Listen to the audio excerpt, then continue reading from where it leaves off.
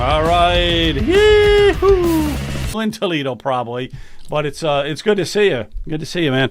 So we want to get... thank you guys for having me on. Yeah, hey, it's our pleasure. Believe me, it's our pleasure. All right, so what we want to talk a lot about tonight is the fraud going on in Columbus, so with the Somalians. And a lot of times I slip of the tongue and I say the Salamians, but they're not, you can't do that. Somalians, not Salamians, but anyhow. All right. Let's do this because I'm gonna hop right into it. And then 8 o'clock tonight we have Chris Long. Just make sure we get this in also. We got Chris Long from the Ohio Christian Alliance coming on at 8 o'clock, and he wants to talk about the fraud in Columbus as well. So hey, it's more the merrier. But Josh, you put out a memo that 42 Republicans signed, 42 state representatives signed, and let me just read a little bit of this here, and then I want you to just give us a little bit of info about yourself here. But it says that a letter co-signed by 42 representatives urging Carol Wendt, director of the Ohio Department of Children and Youth, to increase the frequency of unannounced inspections of child care facilities, specifically in Columbus, to ensure greater accountability. And then there was another paragraph in here that I really liked, and it says immediately suspend or withhold any further state payments to any child care facility where inspections or audits indicate that there is fraud, false attendance, or other material misrepresentations pending full investigation and adjudication. So it sounds like you mean business. I just wanted you to comment on that, but before you comment on that, just tell us a little bit about yourself. So you're out in Toledo, right? That's where your jurisdiction is? So I'm born and raised in Toledo. I represent District 44. I live in Sylvania Township, which is just a few blocks outside of Toledo area. I represent portions of Lucas County, Ottawa County, and Wood County, and I am the declared Republican candidate running against Marcy Kaptur here in the 9th Congressional District here in Northwest Ohio. That is excellent, because it's time for Marcy Kaptur to take a long walk off a short Lake Erie pier, as I would say. After 44 years, get rid of her. But that's good to hear. So you will be running for that congressional seat, 13, I believe it is. 9. It's 9? So it'd be 9. The 9th congressional seat where Marcy Kaptur's at. And right now we've got a 10-5. 10 Republicans, 5 Democrats. So if you can steal her seat, we would be 11-4. That helps Trump, and I'm sure that would help you a lot too. So can you give us a little background on that memo that everybody signed and what it's all about? Yeah, so I think everybody across the nation saw the reporting that came out of Minnesota and the country's largest Somali population and the widespread fraud that was uncovered there, not just in daycare, but also when it came to feeding kids during COVID, homelessness response and housing during COVID. We saw it with daycare, Medicaid fraud. We're seeing widespread fraud that came out of Minnesota, and there was investigations that came towards Ohio, and there was widespread reporting to my office about suspected fraud, waste, and abuse in our daycare providers here in the state of Ohio. So, that concern wasn't just to my office, it was widespread across the state. Many of my representatives in the House of Representatives, where I serve as Majority Whip, all got together and we're hearing those concerns of our constituents. And we put our minds together and we said, well, what can we do? Well, in the interim, we can ask for an increased effort under the current authority that we gave them as legislators. So just a few years ago, 2 years ago, we actually established the Department of Children and Youth. We consolidated a lot of the power, a lot of the administrative roles into one department so there would be better, consistent oversight because we have heard reports in the past of this type of waste, fraud, and abuse in these type of programs. So we consolidated those efforts into one department and we gave them expanded authority to be able to investigate these allegations, including unannounced visits. So typically, each one of our daycare providers gets one visit at least a year.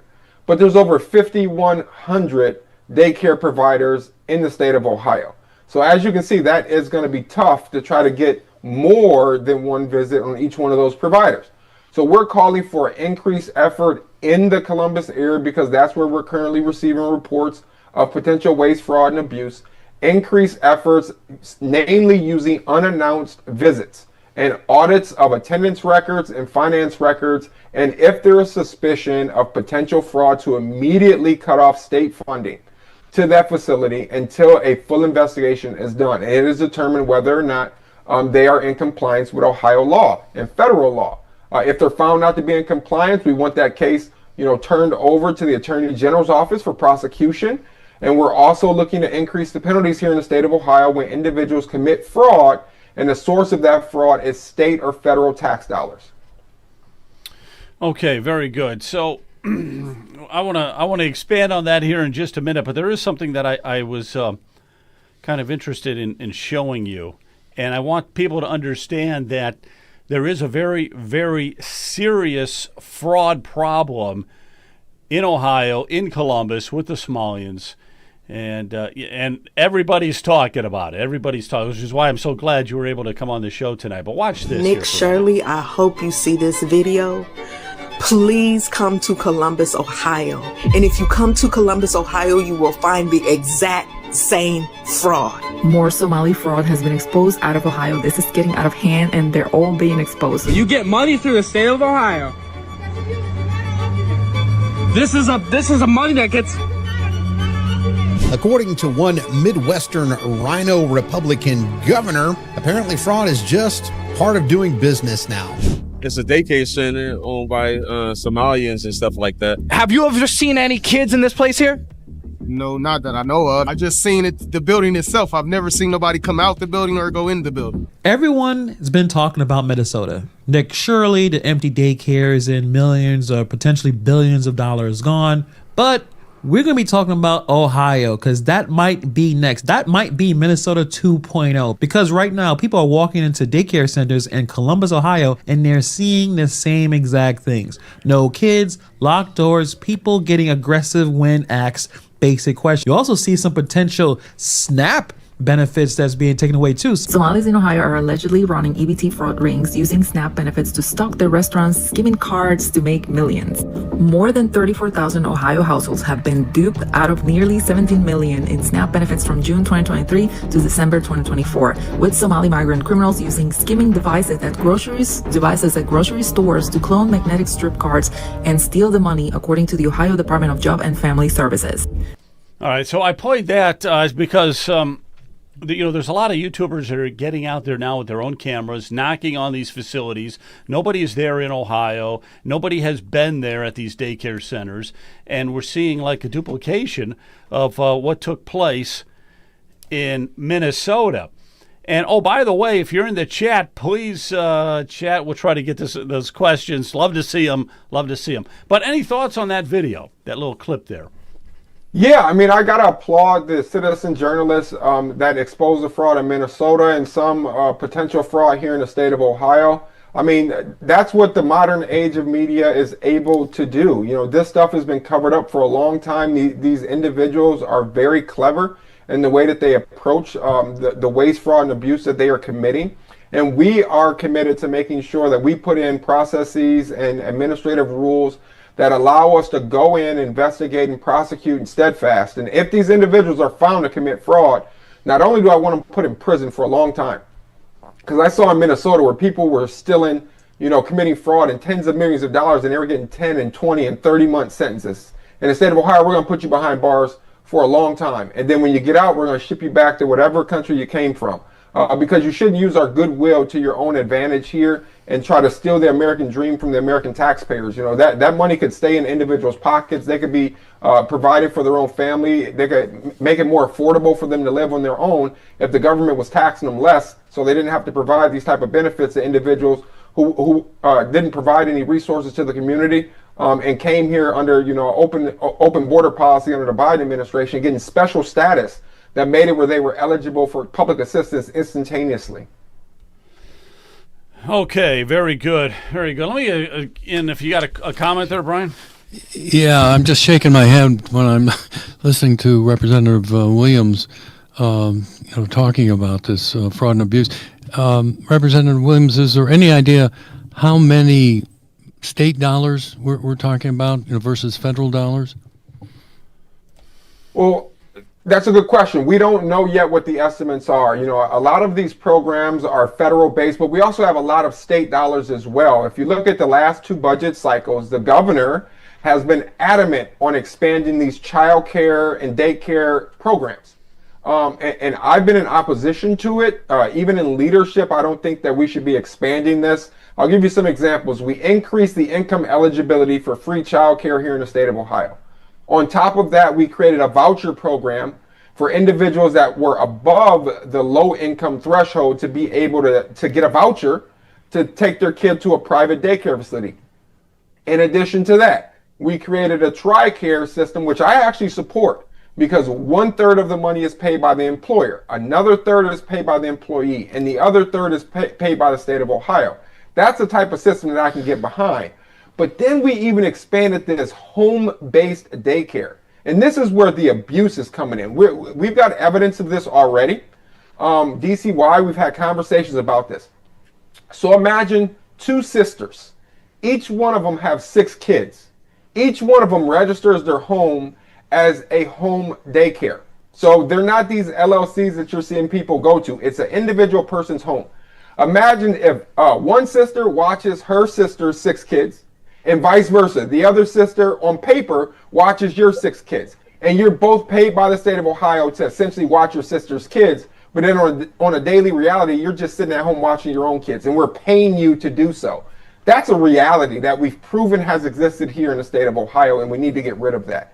Same thing when it comes to these daycare centers. We're seeing daycares that in real time, one, they're not opening doors to American citizens.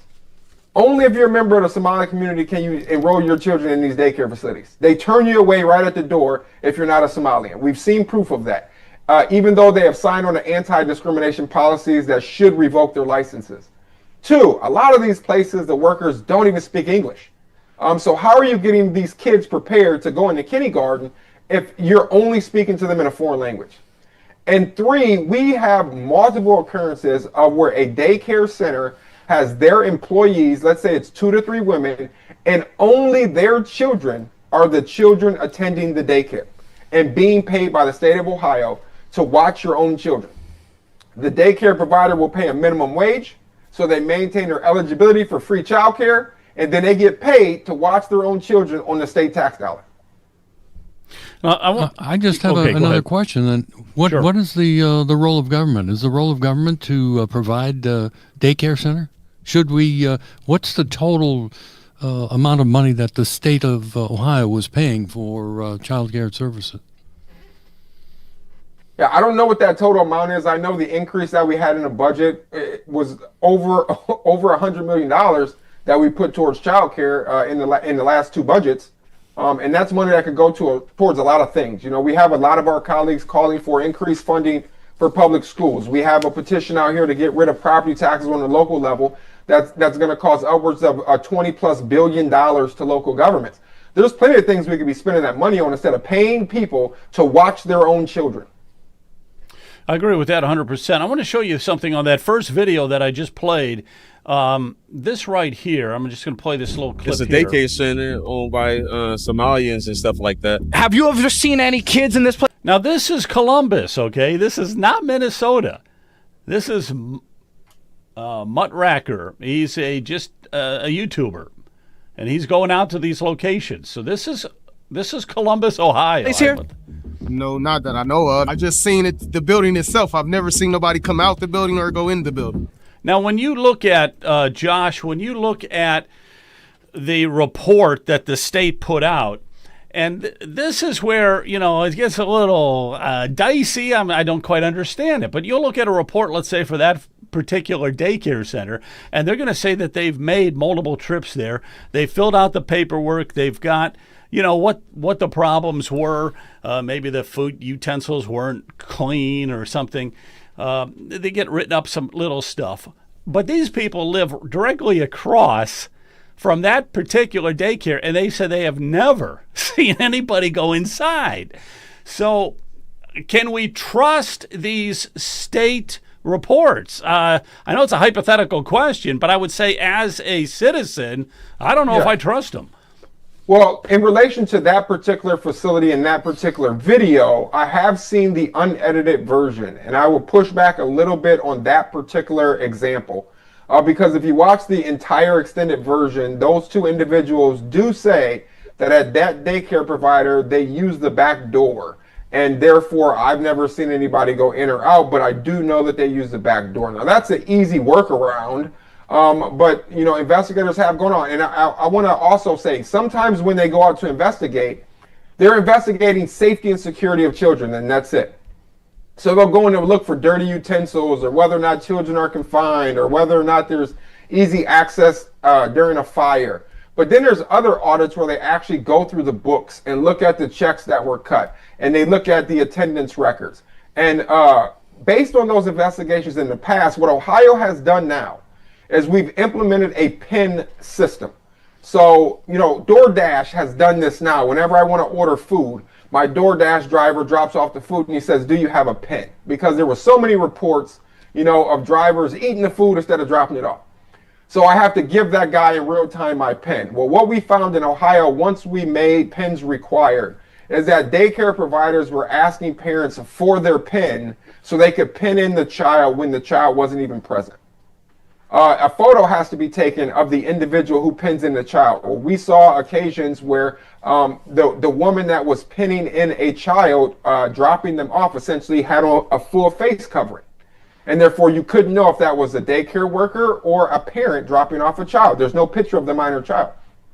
And DCY sent out a letter to families in the state of Ohio saying, "Hey, we're getting reports that daycare providers are asking for these pins. If you have provided your PIN to your daycare provider, you need to ask for a new PIN, or you can lose eligibility." And lo and behold, 7,500 families in the state of Ohio asked for new PINs. That's just an example of how they try to skirt the system even when you provide oversight. So this is the guarantee that I can give you. Later on this month, my office will be introducing legislation that will give the capability of daily oversight of each facility and including the attendance of children in real time. And I'm not going to disclose the details of that because I already got my Democrat colleagues saying that we're picking on the Somali community. But many of my members are willing to sign on to this legislation, and we're going to push for it to be signed in through the House and signed into law by the governor by the time we break for summer break. That means we got from February to the end of June to get this legislation done. And we're gonna put our pedal to the metal when it comes to this, because our constituents are demanding increased oversight, and out of my office we're going to provide it. Excellent. Yeah, we do. We definitely need some oversight. We'll get to some of these chat questions in a second. I'll throw it to Jonathan, though. Yeah, I do. I want to focus on the chat questions. I'm conflicted. I'm torn on this because in the lead up to this, thanks again for coming on and joining us, Rep. Williams. This is a really important conversation, and there's a tremendous amount to unpack. I've actually prepared a page. I have a full page of questions that I want to ask Rep. Williams, but I want to defer to the people who are following and entering questions on the chats. Let's focus on them. But before we switch over and focus on the questions that are being submitted online, I want to make the comment that if you follow me on social media, you know that I'm the ex-Wall Street guy who does the follow the money. I have a background in uncovering and unraveling really complex, some pretty dirty schemes to launder and filter money through strange places and put it into the bad guys' pockets. This stuff is unbelievably complex. There is a myriad world of waste, fraud, and abuse that we need to unpack here. And I tip of the hat to Representative Williams for taking this on. That said, I'm going to pause the questions that I have, and Kent or Joe, can you bring back up some of those questions? Let's make sure to get those answered. There we go. Oh, that hits the nail right on the head right there. Let's Doge, Ohio. Let's get back to that whole conversation about Doge, Ohio. All right, so I'll just throw that over to Josh Williams for a second. Any chances that could become some type of a reality? Or actually, your proposal seems to be doing that in a way, correct? Yeah, I mean, our proposal is going to make it where DCY has real-time access to these child care facilities, but I do think we need a broader DOGE here in the state of Ohio, and that's an example in the letter that we sent to the auditor's office. So the auditor is the chief DOGE officer here in the state of Ohio, essentially. And, Auditor Faber has been doing a great job. I've asked for him to do investigations of government agencies in the past, and his office has done amazing work, but they're limited in their statutory authority. One, they're only able to investigate government agencies and government officials. Two, they only investigate after there are direct complaints to the office. They're not proactive, just going and knocking on doors saying, I want to look at your books. We do need a broader DOGE here in the state of Ohio. And the reason that I support a call for a more widespread auditing of the government and even local municipalities is because we are Republican controlled in the state of Ohio, but within this red state, we have a bunch of blue bubbles. And those blue bubbles tend to have their hands out, asking for more and more tax dollars every single budget cycle, and they want little to no oversight. And I'll give you some examples.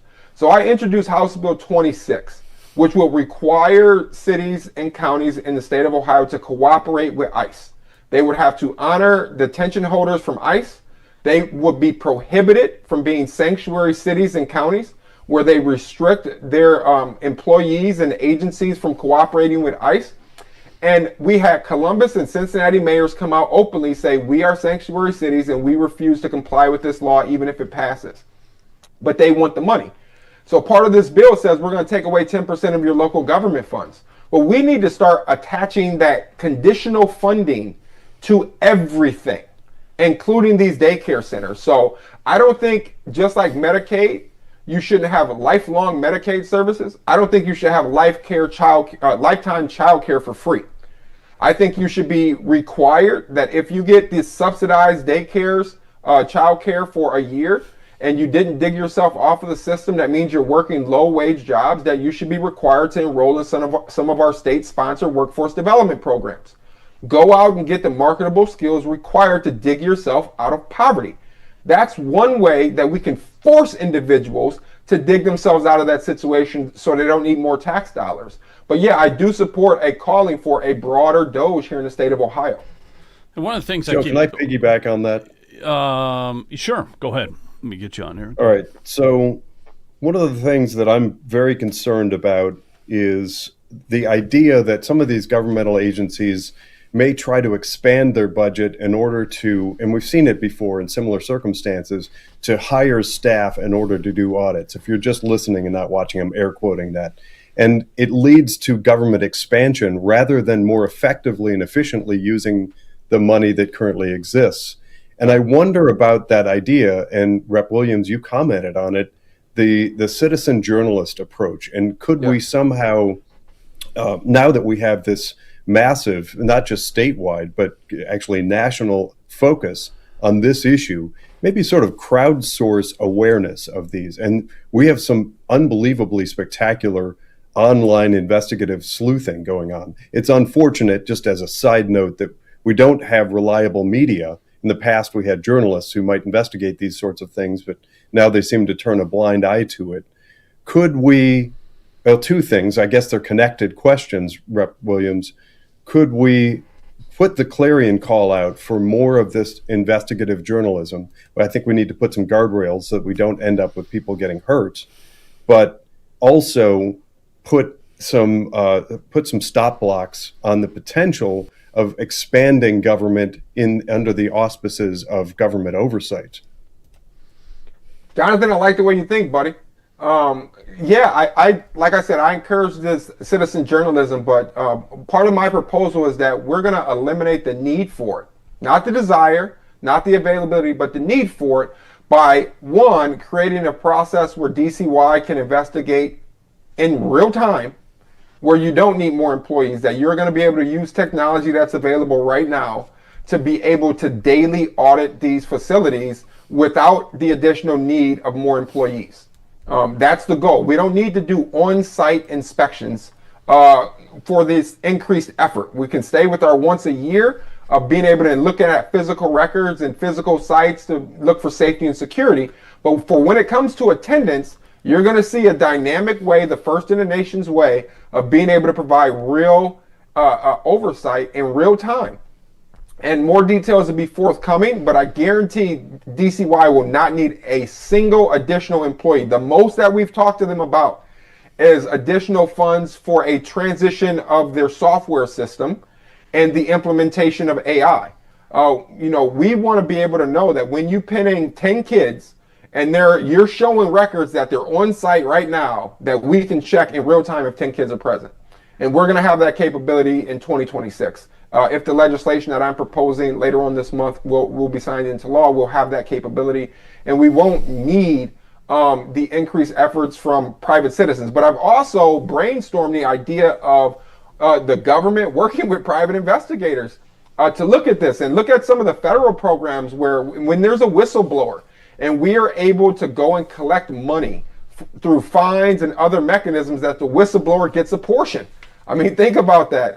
If we had that type of oversight where, if you properly investigated something the government wasn't aware of and we were able to recover tens of millions of dollars of fraud, waste, and abuse, that maybe you could get a portion of it for your efforts. That's something that I would definitely be open to exploring in the state of Ohio.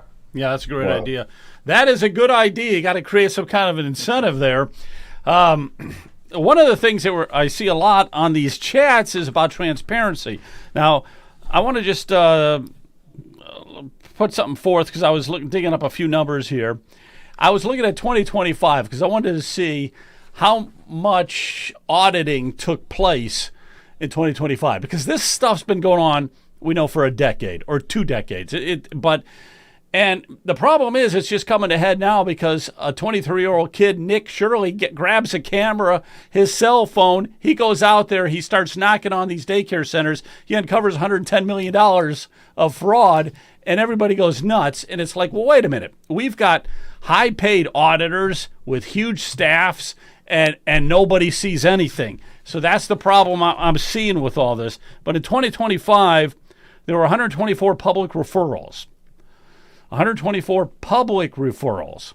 It doesn't even mention that, the system itself uncovered anything. These were just people calling in saying, I see a problem, do something.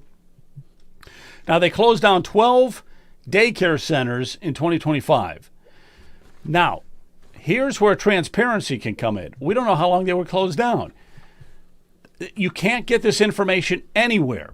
You only find this information on some reports, either from Governor DeWine or from the DCY, and they're very vague. They just say 12 facilities were shut down. It could have been shut down for an hour. It could have been shut down all year. Who knows? But I think that's important information. Also, there were 61 daycare centers that were paid too much money. And again, that's all they say. 61, we paid 61 of them too much money. Now, keep in mind, this is only from the 124 that the people said there were problems with. So they didn't look at all of them. They didn't look at all 5,200. This is from the 124 that people reported on. And they said, 61 of them are getting too much money. But again, they don't say how much is too much money. And I think that's a problem. But before I get an answer from you, this is my favorite band of all time, so we got to listen to them for a second. Millions spent, but classrooms bare. Where the children at? Tell me, Mr. Governor, who's accountable for that? Wally Learning Center, can't spell the name right. License near 100, but no kids inside. Millions paid out, doors shut tight. Nick Shirley walks in, brings it all to light.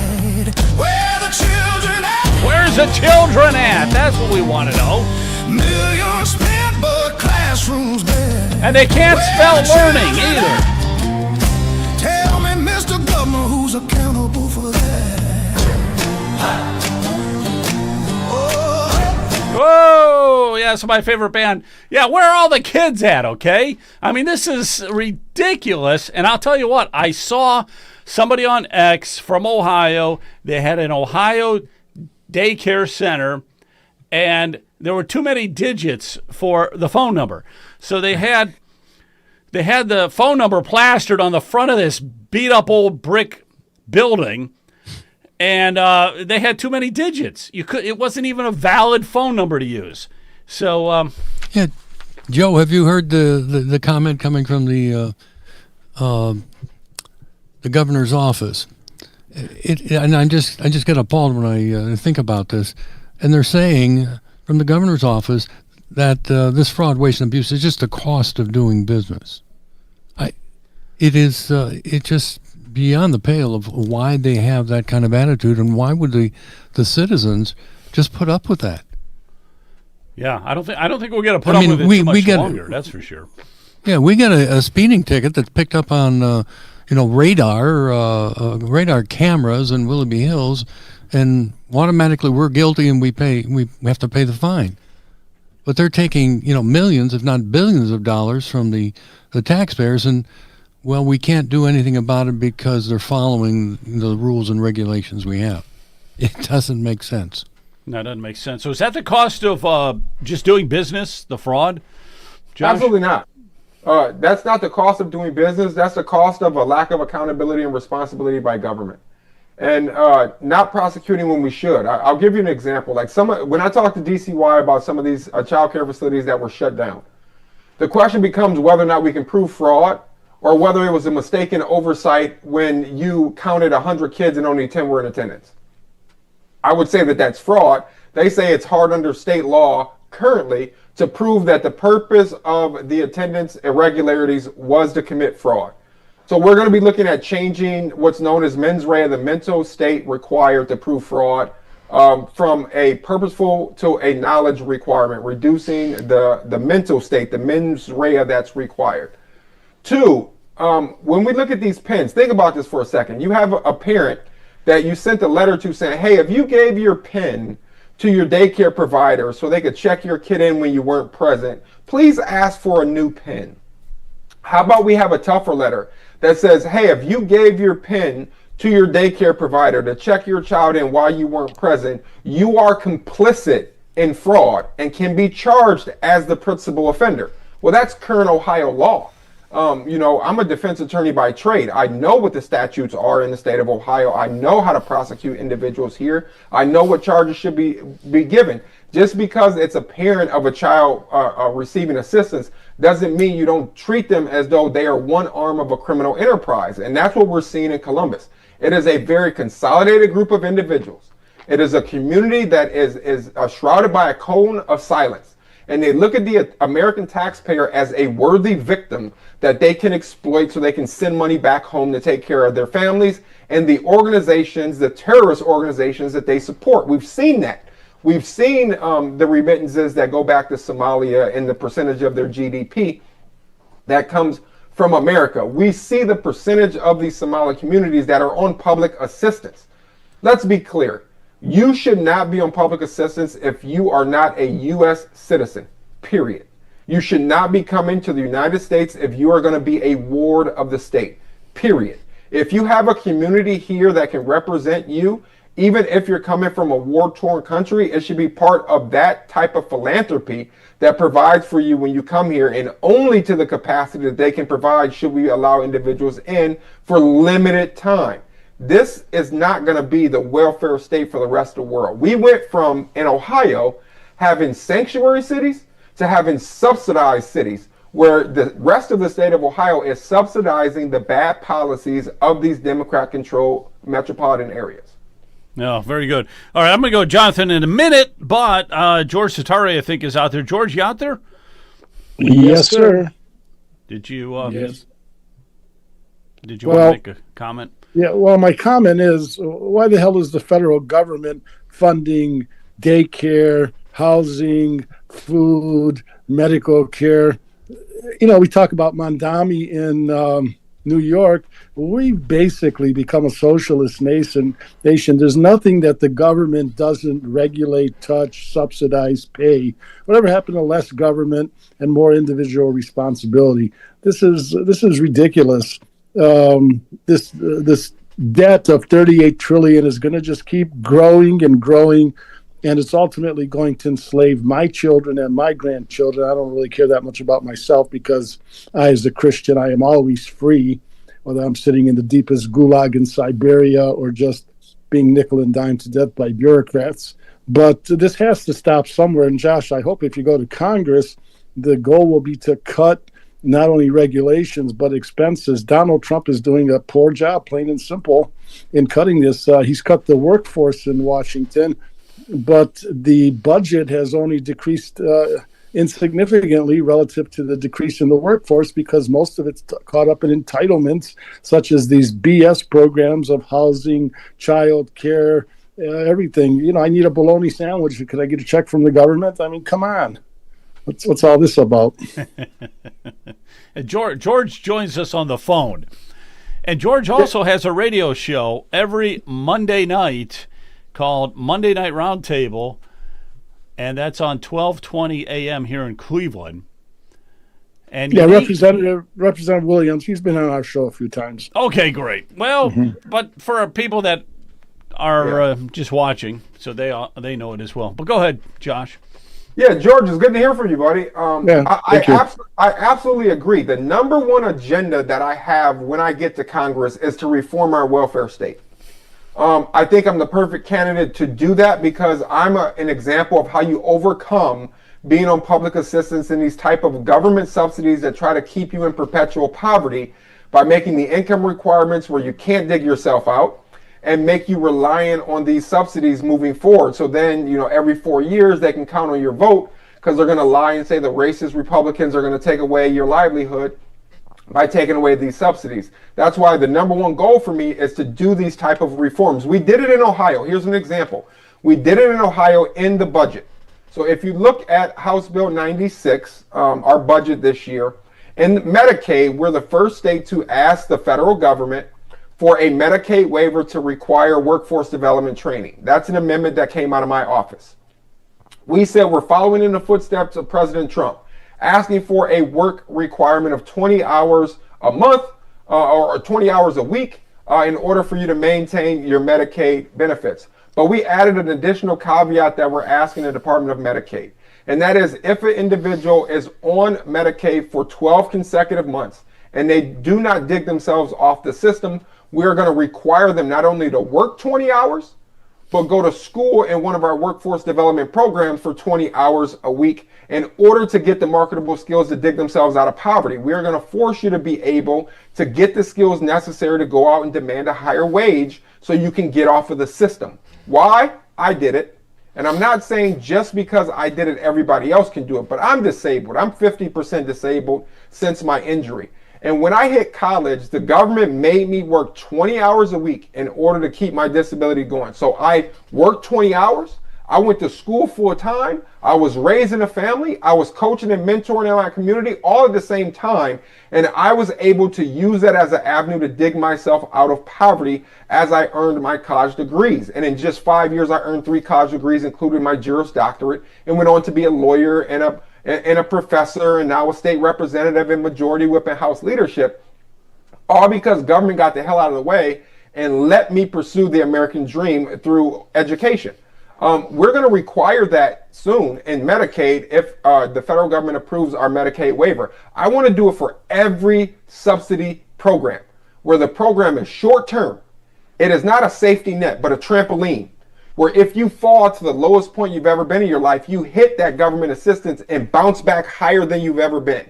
That's the goal, is to revamp these programs, and we will be able to see that the more people we get off of the system and prevent their family, their children or grandchildren from falling onto the system is how we save money long term.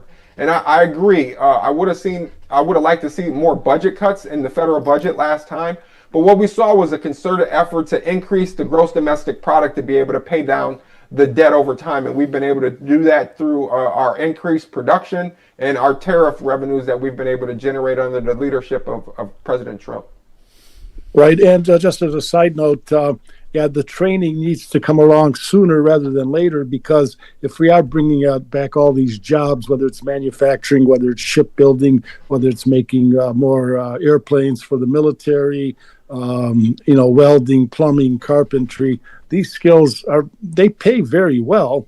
And people could make 60, 80, 100 with overtime plus benefits, $150,000 a year. So these people sitting on their couches in their mother's basement really need to get kicked hard to get off and get productive and do some things for the republic.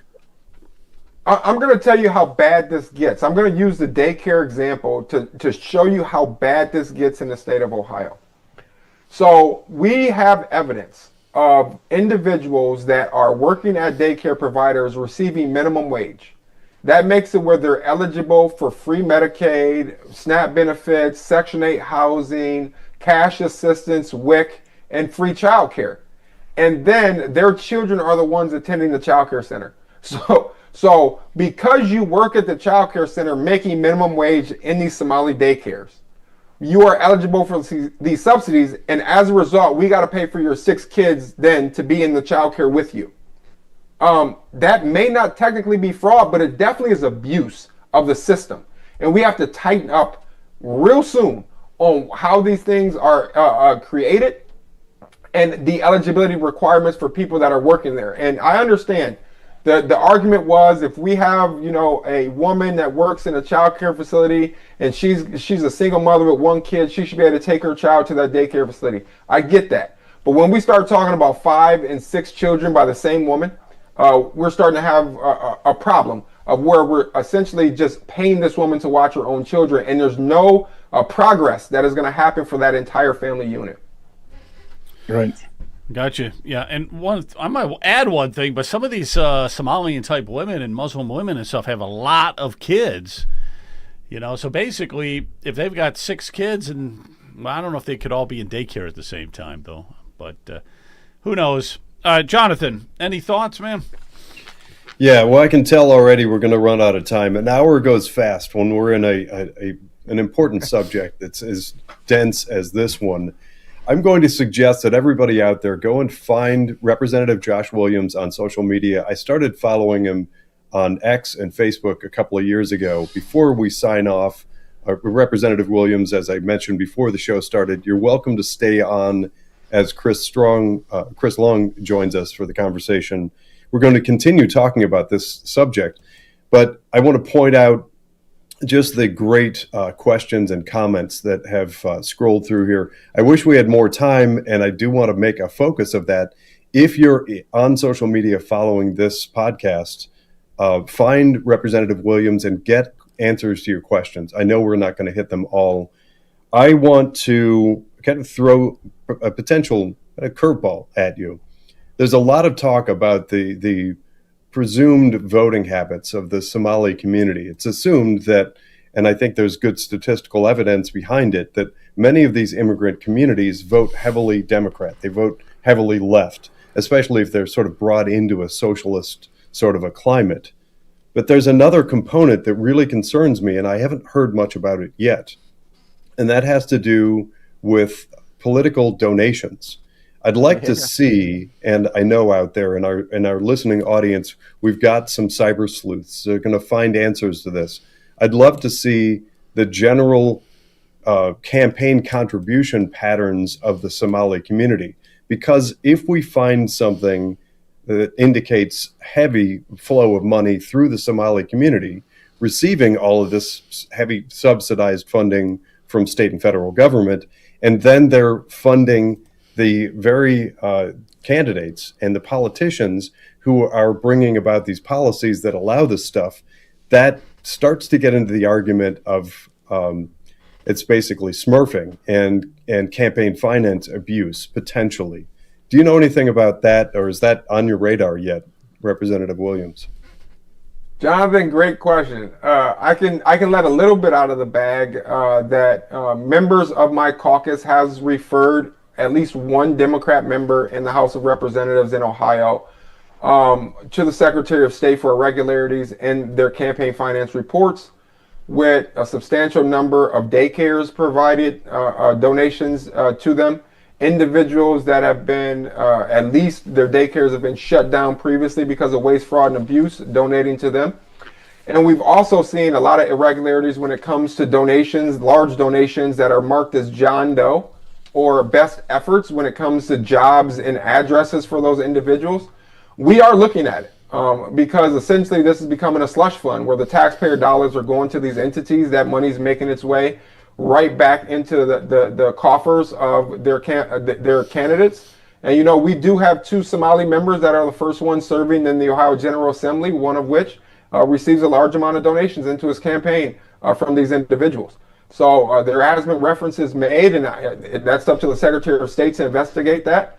But we have looked at the finance reports for individuals, not only Democrats, but Republicans here in the state of Ohio, whether or not, this waste, fraud, and abuse is making its way into their coffers. And it gets wider than just the child care facilities. I'll take a second to tell you exactly how complicated this is because we're running out of time.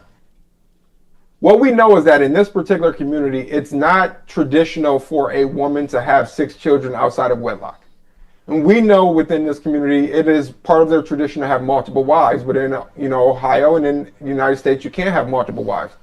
So on paper, you have 1 wife, and then there's going to be 3 single women with 6 children in the community that's associated with you. And because they are single women with 6 children, they're going to be getting public assistance. As a result, we are seeing daycare centers where those individuals are only watching their children. Then we will see one of those individuals be paid by the state of Ohio to watch a grandmother who some doctor said has a medical condition that's either true or false. So they're getting paid to be home health aides for their own family member in the same house that they live in, and while their children are going to daycare. Then another family member will own a transportation company and be the one transporting grandmother to and from doctor's appointments where Medicaid has no records of being paid or paying out for a dentist or physical therapy or, a regular general practitioner's visit that day, but yet there's transportation records. These are all things we've actively referred up for investigation. It is multi-department, it is multifaceted, and I can say that it reeks of organized crime. And we have a very strong engaging of a pattern in corrupt activity statute, which is our RICO statute here in the state of Ohio, a very strong statute that I have actively had cases where people were charged with this type of statute. And it needs to be used more often on the state level. And here's the problem that we have, is that we have no state police and we have no state prosecutor. We have an attorney general, but he has very limited jurisdiction. The jurisdiction falls on the county prosecutor. So do you think Franklin County is going to prosecute these individuals for waste, fraud, and abuse when we watch the mayor get tens of thousands of dollars donated by these daycare providers? The same group that were found to have waste, fraud, and abuse when it came to housing programs under the Biden administration during COVID came to a Somali organization to do that in Columbus. They were audited and determined to have so much irregularities, the organization shut down. But yet they donated money to the mayor, who was refusing to let ICE come into that same community. So it gets very deep, it's multi-layered, and we need to have a full investigation. And I'm telling you guys, this is just the tip of the iceberg here in the state of Ohio, and expect more to come. Let me just throw a comment in myself here real quick. We just got a couple minutes, but you're talking about here's something that perplexes me. The Somalians, for example, they can't read, write, not very well. They're not educated. Okay, how did they set up all these daycare centers? I mean, obviously they don't know how to do the paperwork. They couldn't fill out the paperwork.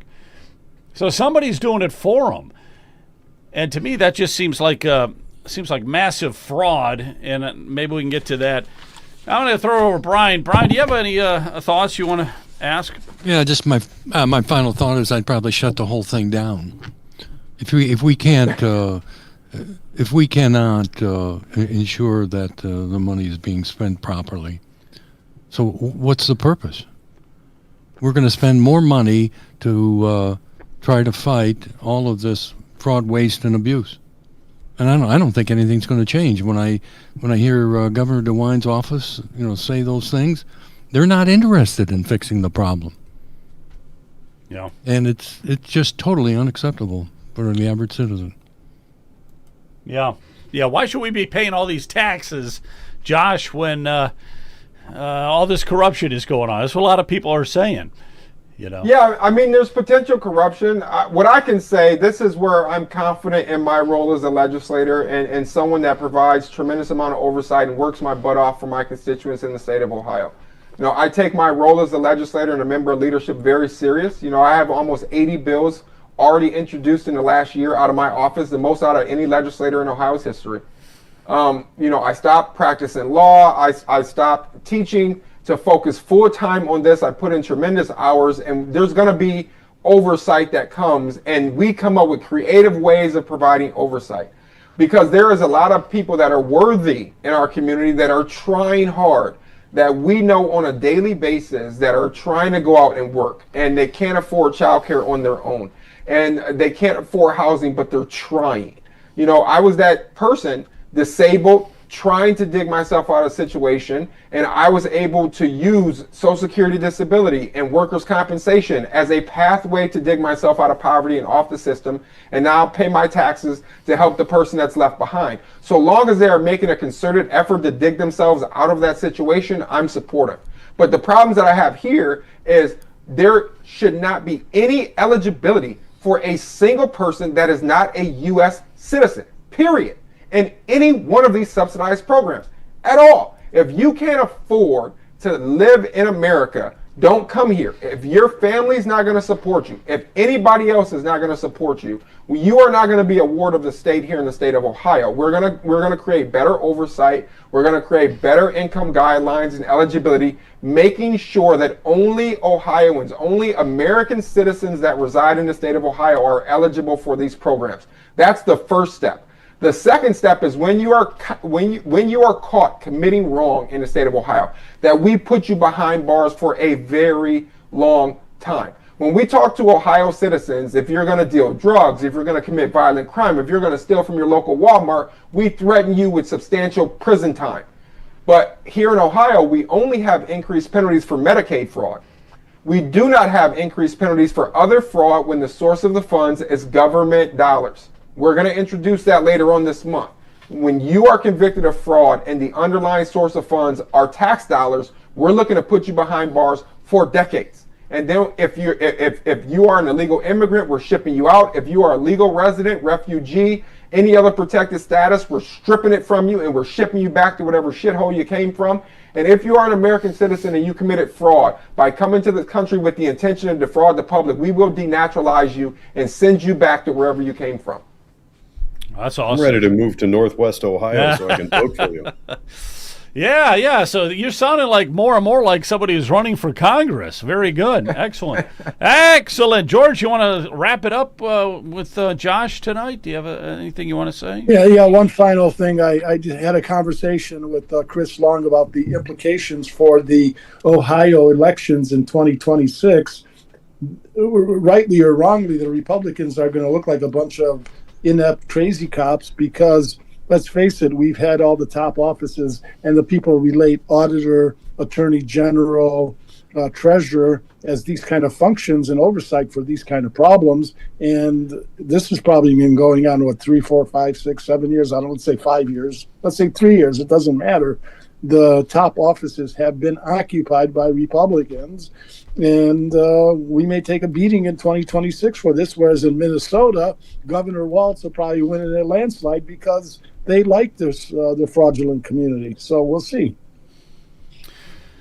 That is just to end with that, Josh. That's been a thought I've had too. It's like we talk about the fraud going on with the daycare centers and everything, but my gosh, when does the governor, when does the state auditor, when do these guys ever have to accept some of the blame? I mean, they're guilty too, right? Well, what I can say is the state auditor only has the authority to investigate government agencies and government officials for waste, fraud, and abuse. This is an individual program that's run through the executive branch. The governor, it falls on his lap. That these are programs ran by executive agencies. And, we've known there's been suspicion for years, and that's why we've made a concerted effort to restructure government. We took the power away from Ohio Job and Family Services and put it in the hands of a executive branch department to run that specifically. Now Ohio Jobs and Family Services only determines eligibility at the county level. Now we have the state department that's doing it. And I mean, I have to give credit to DCY. They've made concerted efforts in the 2 years they've been in existence to come up with solutions. But I'll give you an example. When they talked about these pins, that they said, oh, we made it where you got to have these daily pins. And when we found out that daycare providers were asking for these pins in advance, we wrote this letter and we reset 7,500 pins. When I talked to the director, I said, well, why can't we make it daily or weekly pins? Why can't we in real time make sure that there's less waste, fraud, and abuse by using daily and weekly pins?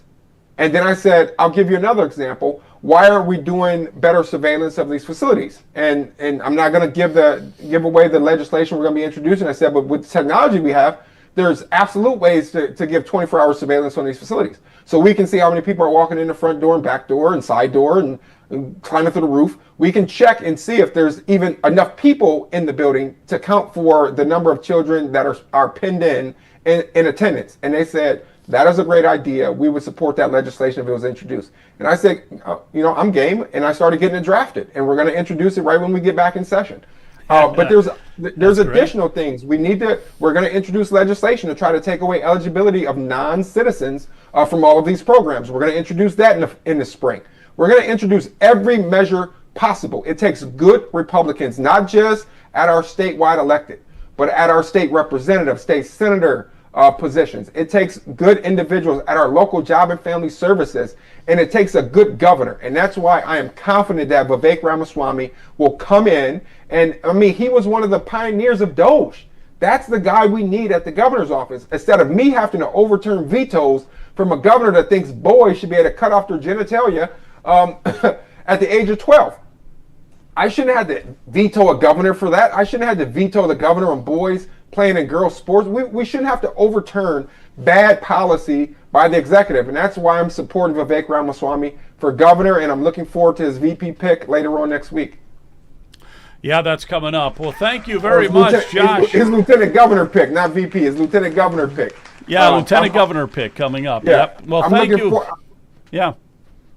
I'm looking forward to it. I'm looking forward to the future of Ohio. I can tell you that we have a bright Republican Party with some very young conservatives on the uptick in Ohio. You see it with Vivek. You see it with some of our statewide candidates. You see it with some of our smart legislators. Oh my God, do we have some smart young legislators in the House of Representatives that I serve with.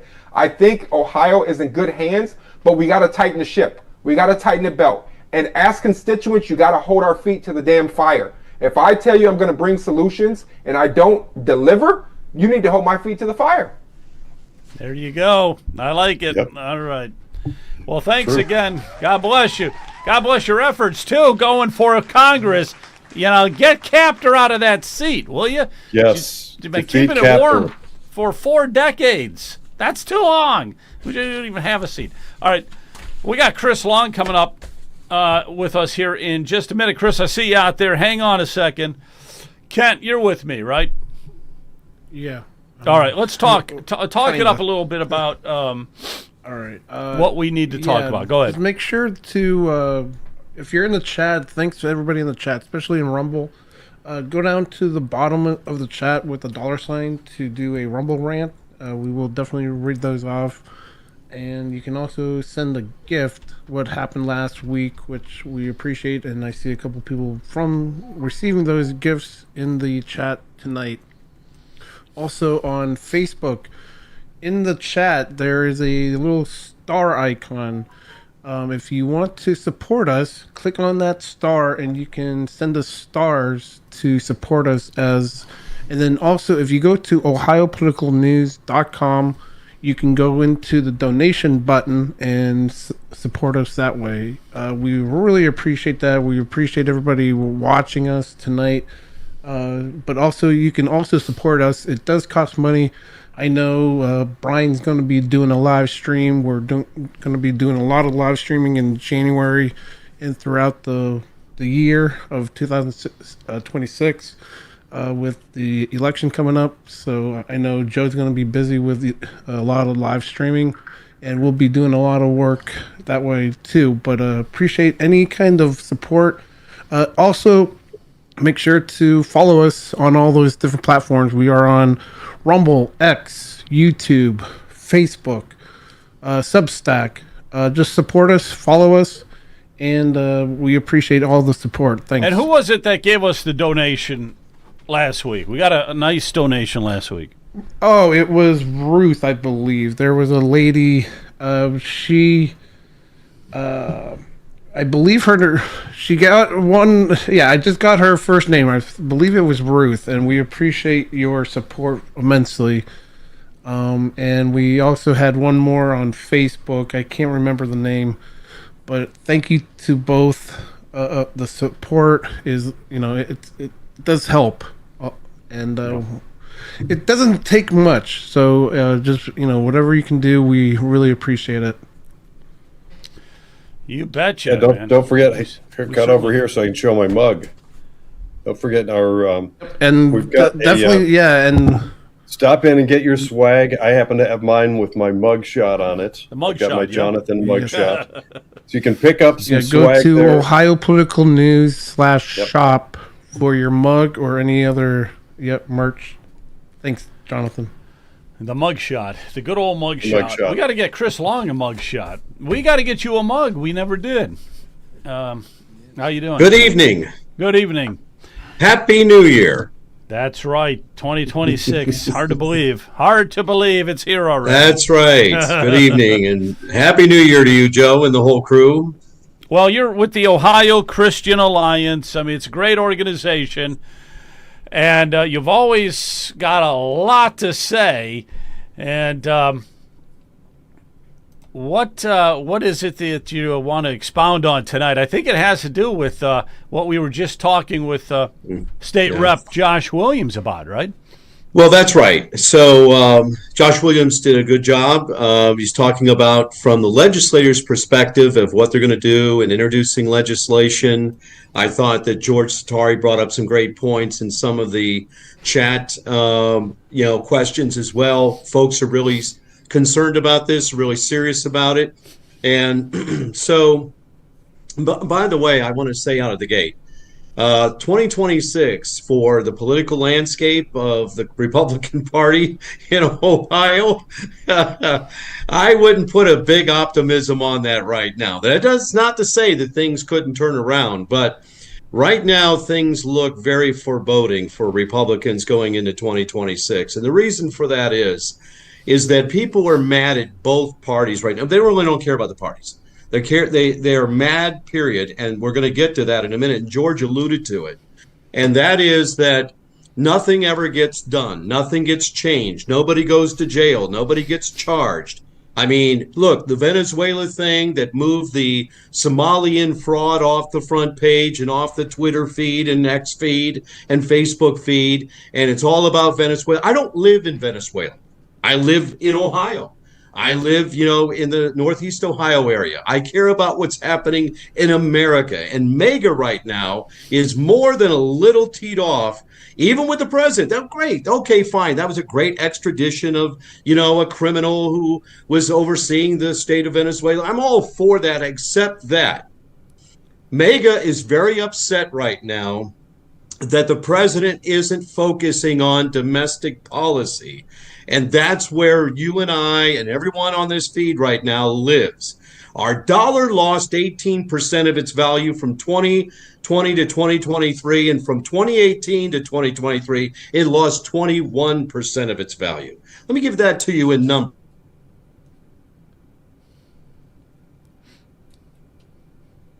Oh, what happened? All right, so Chris froze. Is it okay to interject while while we work on the tech issue there? But 1 second. Ken, did you have something to say? Yeah, no, I just wanted to thank Michelle for Ohio for the dollar Rumble rant. We want to just mention that chat. So just here. Oh yeah, for, Thank you, chat. Michelle. So thank you anybody for who the gives us Rumble rant, a Rumble rant, we really appreciate that. So Yeah. we're just checking out that website. So Okay. she's thank you. running that is greatly for appreciated. U.S. Senate. That So, is greatly thank you, appreciated, Michelle. and it does. It takes money for us to keep this show running. Kent and Joe primarily are doing a spectacular job of getting the message out and creating this platform for us to get news and information out to Ohio. If you haven't caught on by now, we need to find things like this that bypass legacy mainstream media. So just to sort of round out the conversation that we just had with Representative Williams, you can catch a show with Bob France. Bob France has a program, Strictly Speaking Unfiltered. You can find it mostly on Rumble, but on Friday, there's an hour-long conversation with Representative Williams on this subject. You can get more answers there. But here's a thing that I wanted to interject while Chris works on getting back online and rejoining us. Let me know when he's back with us. But I want to ask everybody to please cut it out. Let's stop using the terms both parties and Republican control in Columbus. I have been making the argument for years successfully that party raiding happened. We call it Rhino, we call it Trans Democrat, we use all sorts of funny terminology, but it did happen. We have far left, very liberal Democrats who invaded the Republican Party, and they've done a pretty good job for themselves of promoting very liberal agenda from within the Republican Party. So it's a misnomer, and it's an overstatement to say that we have a Republican supermajority and we have control of all these Republican seats. When I look at the behaviors, actions, and votes and choices made by people like our current Secretary of State and our current governor, in my book, I have a hard time justifying the statement that that's a Republican. If we can get ourselves to the point where we actually have strong, solid Republicans, and again, that goes back to the argument. On the far left, we see very vocal advocates for leftist policy. We see no such thing on the right. We see, at best, typically, outside of conversations like the one we just had with Representative Williams, it's very rare to find real Republicans banging the gavel and pounding the podium for conservative values. We don't have that. We have squishy left to far left within the Republican Party. We need to get rid of it. And once again, I'm going to advocate for visiting the website ohioprecinctstrategy.org. There's also a national website, precinctstrategy.com. It encourages people, all of us, more of us, as many as possible, to get involved at the local level to reinstill traditional American values and conservative values within the Republican Party. That's the way we win. That's the way MAGA gets what we want. All right, I think Chris is here to join us again. Hey, Chris, can you turn your cell phone sideways so we'll get more of an image from you? There we go.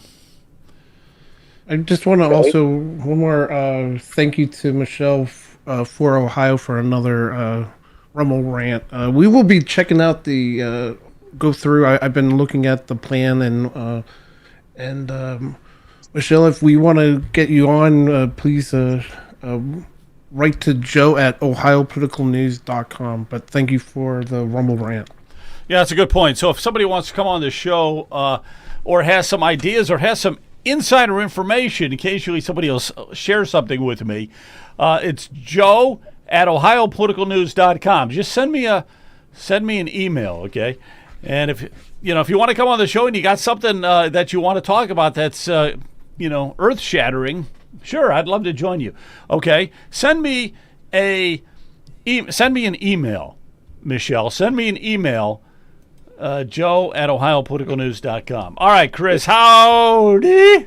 Now you were interrupted there, and you were telling us how the dollar was falling. So the dollar, yes. Well, the dollar fell. Okay, and so let me give you the numbers on that. In 2020, $40,000. In 2023, you now needed $47,092. It decreased in value by 18%. If you go back to 2018 to 2023, it decreased by 21%. That means you would need $48,514. Now, this is not new to anyone that's listening in. In other words, the dollar in your pocket is not what it was just a few years ago.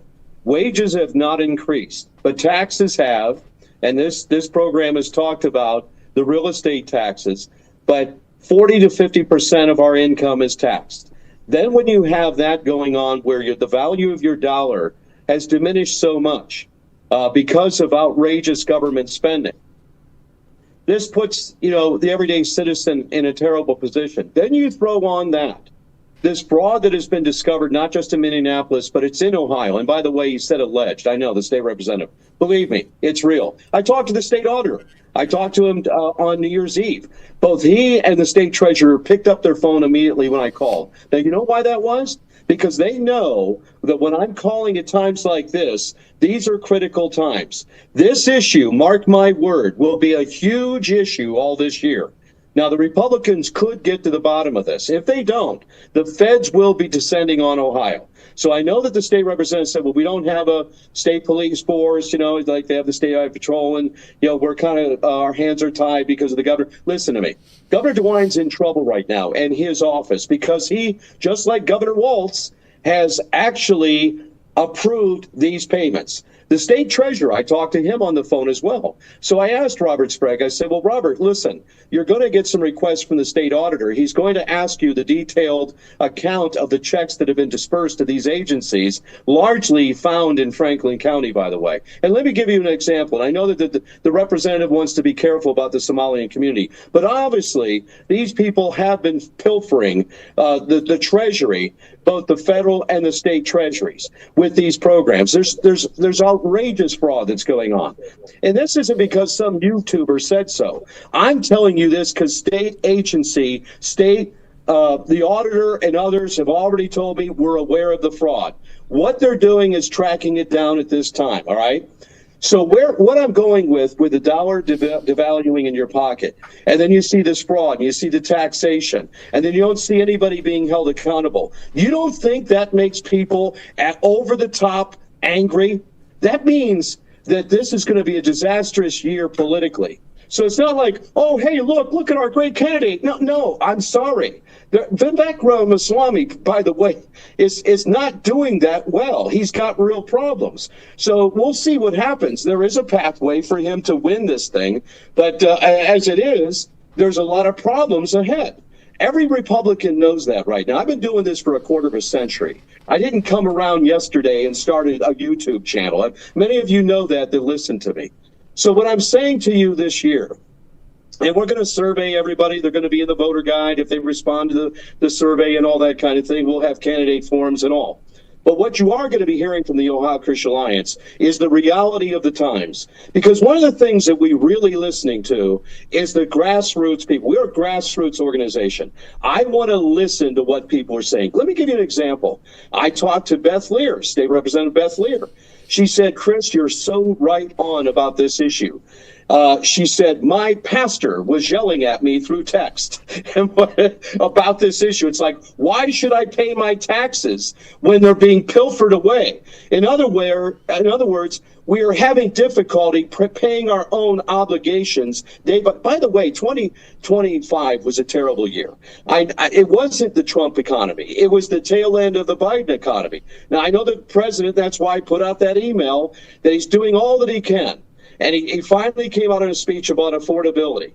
I wish he had given that speech 2 months ago, going into before the elections of the fall and before the end of the year, because that really was him trying to turn the ship around. And I agree with a lot of what the president's been trying to do. The question remains, will it be enough to turn the tide for the American people that they see positive things happening for them economically before they cast their ballot in November? That's it, bottom line. I really can't take oh, I love this candidate and I love this guy. No, I'm sorry. We've already had enough of that stuff. And nobody's really interested in it. I'm going to tell you who isn't. The 30s and 20-somethings who are living the reality that they can't buy a home, they can't buy a car, they can barely make their payments. They're working, they're being taxed, but they don't see any future ahead. They just might not show up. Now, and remember, Charlie Kirk's not here to rally them anymore. You know, it's terrible that Charlie's gone. And there's no replacing Charlie Kirk, and he did some fantastic things. And I know that Turning Point USA is out there, but quite honestly, when we watched the AmeriFest gathering, there was a lot of vitriol that was going on there. That whole movement went from a very positive thing with Charlie about, and especially since he really energized his faith in the last few years. When he first started out, he was quite a libertarian, quite honestly, even on the social issues. This is before he became a born-again Christian. In the last few years, he really started talking about faith, about getting married, falling in love, getting married, having children, following your faith. That was his message. What came out of AmeriFest, or what happened after his assassination with the YouTubers, Candace Owens and others, who started putting out conspiracy, suspicion. This is the kind of thing that Turning Point USA turned into. That's not the kind of issues that mobilize people for the vote in 2026. So let's get real here, shall we? Shall we really start having a discussion of what really is happening? So the Somalian fraud, with a 23-year-old investigative reporter in Minneapolis, this kid, he did great work, okay? And so in Ohio, we know that the second largest Somalian community, you don't think that these people that practice piracy in their homeland and that have been transported here because of a civil war under the Obama administration, by the way, many of them are illegal. They came over through chain migration, but they're not legalized here. So eventually ICE is already working in Columbus, and they're already starting to deport some of these people. But they've actually gained the system.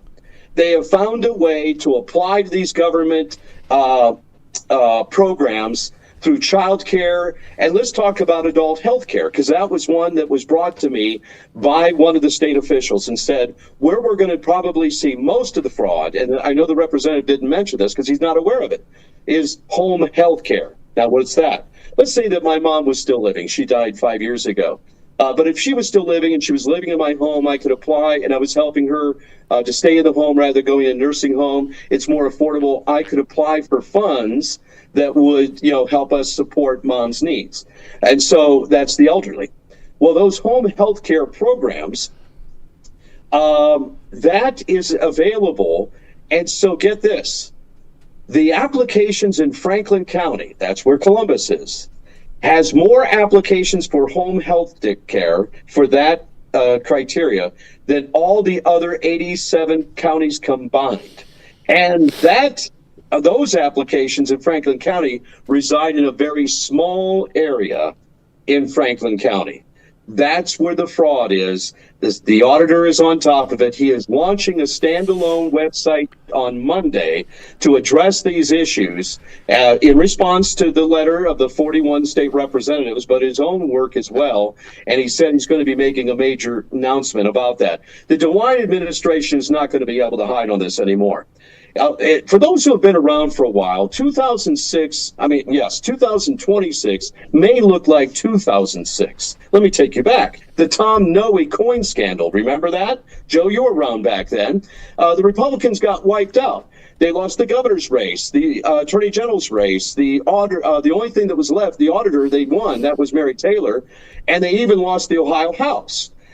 So, the speaker right now wants to wait till February to come back to address these things. If he doesn't get that body back right now, okay, and you start playing around, you might be the minority leader next year. Not because people favor the Democrats. It's just that they're so angry they just don't show up to vote. That's the real issue. What I've been watching on the internet is the following. I've watched GWOT veterans, okay? These are men and women who fought in the global war on terror. They came back home, they're working jobs, and they see that half their income goes for taxes, and then that is being frauded away. And this guy said, I wouldn't fight for the country right now. And he's not the only one who said that. I've talked to other GWAT veterans. Men and women who love this country, went out there, put their blood, sweat, and tears on the line, are now do not recognize, because the invasion of immigration, the country that they look at, and they would not be willing to fight for it again. That's how bad it is with the grassroots right now. So I've never seen that in all my political life, in my whole life, that it's become to that critical point of where the electorate is right now in Ohio alone. The Republicans are aware of it. They're the ones in office, for the most part, a majority. And there may be an opportunity, if they address these concerns, and if the president, if his policies kick in, and the big beautiful bill and the tax refunds and more money in your paycheck and no tax on Social Security, no tax on tips, and affordability of cars, and if they could do something about housing, that's another thing entirely, because the big money groups, management groups, are the ones buying up all the available residential properties, keeping it away from young families that want to buy a home, and then turning around like Potter in the movie It's a Wonderful Life and charging them high rents for the same property and keeping it away from them. So if the investment houses can be restricted somewhat from buying up all the residential property, and why are they doing that? Because commercial property tanked. It's one of the biggest things. It's about to collapse. If you go to any downtown area, they're all empty. They all had their investments there. Then they took their money that they had and they went and invested in residential property, keeping it away from everyday Americans and citizens. You don't think the younger electorate knows this? This is where they live. All right, hang on a second. Let me jump in here. Take a deep breath here. Take a glass of water or something. I got to see if some of the guys are still with me. George, are you still with me? Yeah, I'm still here. Okay. Well, I want to go around the horn here a little bit and get you guys to ask a question or make a comment or something. If you feel so inclined, go ahead. Yeah, great summary by Chris. First thing, a little bit of housekeeping. Jonathan mentioned, strictly speaking, with Bob France, his new hours are 7 a.m. to 9 a.m. live, with rebroadcast 10 a.m. to noon. So just as a point of information. Also, Chris will be on Monday Night Roundtable tomorrow, or is that Tuesday? I don't know. It's on Monday Night Roundtable tomorrow, 7 to 9 on 1220 WHKW, 7 to 9 p.m. We'll also have Dakota Sawyer in studio. He's visiting from Michigan. He'll be discussing the Buckeye Media Group that we're trying to put together. Chris, we'd like you to stay in on that conversation tomorrow as well. Yep. But you know, getting back to these Somalis and all these people gaming the system, coming to this country, Obama, Biden, everybody else, our founding fathers did not create a national suicide pact. That's what these people are turning it into. Whether the state constitution, the federal constitution, we are basically suiciding ourselves, our future generation, my children, my grandchildren, the debt, these people coming over here who have no values, anything close to our Constitution.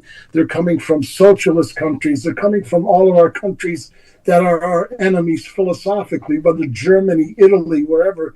They're socialists, they're fascists, they're totalitarians, especially the African countries. Europe is bad. We've become so socialist, it's incredible. The government has layered themselves into every aspect of our life, whether financially, regulatory-wise, you know, the biggest industries, government bureaucrats, hospitals, that's all government. Education, that's all government. Finance, that's all government. Military, obviously, that's all government. That's what we need in our Constitution. So the American people better wake up. We're just going to be putting ourselves into a gilded cage, gulag, as long as we have our porn, our sports, our bear. It's just disgusting. I hear you, man. I hear you. Let me go over to Brian. Hey, Brian. Yeah, that was a great summary by George and by Chris. We appreciate that. There's a new player in town. His name is Casey Putsch that will be announcing that he is running for governor. He's going to be on the May primary as a Republican.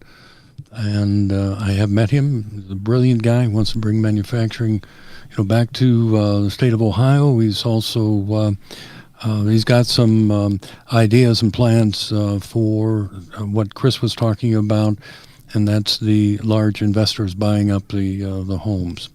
So look for Casey Hutch to make a run in the state of Ohio, and it just can't be more of the same. I agree. We need to do something drastic. I've been talking about the representatives, all of our legislators. They swear an oath to follow the Ohio Constitution, and they're not following Article 1, Section 1 of the Constitution that's protecting our property and our freedoms and liberties. They've fallen down, all of them, be they Democrats or Republicans. They're just not looking after the average citizen. They're just worried about their donor base or their Somali base. And speaking of Casey, he is going to be on next Sunday night. So. Oh, great. Yeah. So there's somebody in the chat said that they like Casey a lot. All right. So spread the word, because he's going to be on the show next week. We'll talk to him, find out what his platform is and everything. And that should be interesting. Let me get Jonathan in here. All right. So when it comes to institutional money managers and places like BlackRock, State Street, and Vanguard, that's my world. That's what the world that I came from. And I've made significant public comment going back to really 2007. I made some statements in opposition to some of the behaviors of Wall Street around BlackRock. So I've got a lot of experience and actually a lot of connections in that world. I've been following it. There's an issue that I did, or a short form episode called Market Minute, on the funding of real estate, residential real estate, by some of these managers. And it's one of the most watched videos that I have across platforms. So apparently that is on the public awareness spectrum. People are paying attention to that, and that's a good thing. But I think most importantly, I want to touch on something that both Chris Long and Brian referenced. Let's start with the knowledge. Let's acknowledge the fact that President Trump doesn't have a political party. We talk in terms of this sort of the Republicans versus the Democrats, and it's a dead-end street. It's a nonsensical argument, and I continue to press this. If we continue to say, well, the Republican got elected, and that's better than the Democrat getting elected, then we will spend another couple of decades sliding into communism. What we need to do is a better job of actually creating and forcing a voice and a vote for we the people. Chris Long has brought up several times during his comments the grassroots. Well, what are the grassroots? Are those people that are actually out there engaged, active in voting? Are they voting in the Republican Party? Because really that's their only option, to have a true political voice in this environment, in this nation right now, is if the MAGA people out there, the America First, the people who are patriotic, if they take a seat at the table. I don't care how much posting anybody does, or tweets or text messages, or ranting and raving and videos and podcasts. We accomplish nothing. We have no power and no voice until we take it. We must do a better job of actually taking power from the Republican Party. Reform it from within, I say. We need to kick out the rhinos. We all know they're there. We know who they are. I run Ohio Rhino Hunters, for heaven's sakes. And there's Rhino Removal Project. There are people within the Republican Party. The Republican Party in Ohio, the first thing to know is it's at half strength. Half of the party is just vacant. There's nobody bothered to run. The other half is a mishmash of far left, uber liberal, progressive Democrats who invaded and took those seats. So this whole idea of like, well, if the Republicans win, oh, okay, yay, it's nonsensical. And Chris is not wrong about the lack of enthusiasm. There are a small handful of people who hold the purse strings and they hold the reins within the Republican Party, and they are holding us back and they're killing us. They're crushing the state and destroying every bit of potential that we have as a state to rebound and recover. If we can invade and take over, not invade, It's ours. It's our birthright. Take over the Republican Party and kick out all those bad actors, and everything will fall in line after. We will control any elected official and all of them. We will control the next endorsement when they go to get reelected. We will control the flow of money into their campaign funding, or a lot of it. We will control the public vote and public sentiment if we can reclaim the Republican Party. It starts in the local level. It impacts and is predominant in the county level. We control the endorsements. That is gold in the political climate. We need to do a better job of getting Donald Trump an actual political party. If we make a MAGA party, and we literally don't have to rename it, we don't have to rebrand, just simply get out there, get active, get involved, and get engaged at the local level, we can reclaim the Republican Party and give it back to we the people. It breaks up the uniparty and gives us a path forward to reconcile and fix all of these issues, quite literally, each and every one. Yeah, very good. Listen. Millions spent, but classrooms bare. Where the children at? Tell me, Mr. Governor, who's accountable for that? Where are the kids? Wally Learning Center, can't spell the name right. License near 100, but no kids inside. Millions paid out, doors shut tight. Nick Shirley walks in, brings it all to light. Where the children at? Where are the kids? Millions spent, but classrooms bare. Where the children at? Tell me, Mr. Governor, who's accountable for that? That's toe tapping music, man. That's toe tapping music. I saw you. You got out of that chair and you were dancing. I saw it. Hey, all right. Go ahead. It's 2026. What else we got to look forward to? Well, so I want to just go back to what will happen with this Somalian fraud investigation in Columbus. So there's going to be a big announcement this week by the state auditor. Stay tuned for that. We're going to have him on our program, which is News in Focus, which is a podcast, and also it's broadcast on radio in Columbus. We may go back on the air in the Cleveland area. We're actually going to feature some of the programs like this program and Bob Francis' program, Monday Night Roundtable, We the People Convention, a few other the programs. We're going to send it out to our list. And here's the reason why. You know, Bob Francis was taken off the air on 1420. And it, by the way, it was for political reasons. And there's a real intrigue behind that. And I talked to Bob.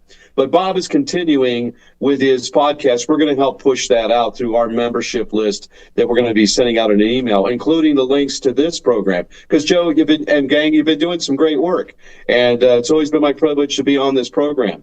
And this is the way people are getting information. So, for instance, there is going to be a primary in the gubernatorial race, and as you mentioned, that candidate's coming on this program. So it's not just going to be Vivek Ramaswamy. There's going to be another candidate in the race, and it looks as if he's pretty serious. So there's going to be a primary in the Republican side. And by the way, there's going to be big announcements this week. Not only is Vivek Ramaswamy announcing his running mate, but that means that those who've been kind of vying for it, and it's gotten a little squirrely, to be honest with you. I'm told that several of the people running for other offices were actually hoping to be picked for a lieutenant governor choice, okay? And so then they're going to have to be stuck with actually running for the office that they've all told us they're going to be running for. So it's going to get real interesting this week. We'll see. We'll see what happens. So back to, the governor said, well, we don't have much to worry about when it comes to the child care fraud. We're different than Minnesota. We have attendance rather than enrollment, and maybe Representative Williams covered this in his hour with you. But what's interesting about that, they caught themselves in a controversy and actually contradicting themselves, because where they were saying that we're not like Minnesota, we're not enrollment. What's the difference between enrollment and attendance? Well, enrollment, maybe you fill out the paperwork at the beginning of the year, it says we have 200 students, and nobody ever checks on it, and they just send out the payments, right? Attendance is, to his point, where the attendance of it's butts and seats. It's other words by the children that are there, just like we do at the local school, that they get paid per child. Well, that's great, except that a provision was pushed by these child care agencies to be put in the annual budget that did get passed that makes it an enrollment base for here in Ohio. The governor's aware of that. And actually, the legislature said, well, wait a second, we need to delay the implementation of moving from attendance to enrollment. So they're really contradicting themselves. And so they're going to have to answer all this as things are going to really heat up this week in Columbus on this issue. And from multiple sources, by the way. And, you know, there's going to be federal, the congressmen are going to get involved. You know, the U.S. Senator Bernie Moreno has weighed in on this. So that means that the Justice Department is going to be looking at it because those are federal monies and tax dollars coming back to Ohio. And if they're being reckless with it by giving it to these people and fraud is taking place, then we're going to find that out. So this thing is going to grow all year long. It's not going to go away. It's not one and done. It's not going to be like, oh, this was the hot thing this week, and it's just going to pass. They know darn well that they have to address this, and they have to get to the bottom of it. So, and certainly they're not going to stop in Minnesota, which is going to say also in Ohio, where else is this happening? Because we have the number 2 size Somalian population in the country. So this is absolutely an issue that's not going to go away. We're going to be covering it as an organization. We're going to be following it. Very good. Well, you can do great work. You guys at that Ohio Christian Alliance do great work. And you're Thank the prez. You're the prez. You're the top dog there. So you do great work, Chris. And really appreciate you coming on the show tonight. So, you know, don't be a stranger. You can come on more often. It's been a while. But Well, it's always thank good to hear you. from you. It's always good to hear and from I'll you. be on with George Satari, as he mentioned, tomorrow on the Monday Night Roundtable. We'll have more information and update for you as we're going to be talking to officials during the day tomorrow. So we'll have a brand new update for you. So don't miss that tomorrow night at 7. And that's on 12:20 a.m. on the Monday Night Roundtable with George Satari. But Joe, thank you. Appreciate it, guys. Good to be with you. Thanks, Chris. See you. Well, God bless you and have a nice 2026. Yes. It seems it's been a year since I've talked to that guy. Been a year since I talked to Chris. All right, It's been a year everybody. since we've done a show. It's been a year since I've been on the show. Hey, everybody, have So a we good wanna night, thank- okay? And yeah, we want to thank Jansky for the gift tonight too. So appreciate Okay. everybody, and Michelle for Ohio. We do have your website and information, and we'll get in touch with you about coming on. But thank you for the Rumble rants tonight too. So thank you, everybody. thank you, guys. Yeah, there was a comment somebody made that local action equals national impact. Whoever that was, or anybody else, if my comments about the importance of us, more of us, American patriotic citizens getting involved at the local level, if that touched a chord with you, find me on social media and get in touch. I can connect you with the Ohio Precinct Strategy team, and let's talk about getting better people filling the Republican Party, because that's the answer politically. This is political war, and if we don't have any people out there, any real good conservative people, we lose automatically. We do. All right, thanks again. Thank you, Jonathan, Brian, George. Thanks Joe. again. Thanks, everybody. We'll be talking. Thanks, everyone. See everybody soon. God bless. Thanks, Ken. Millions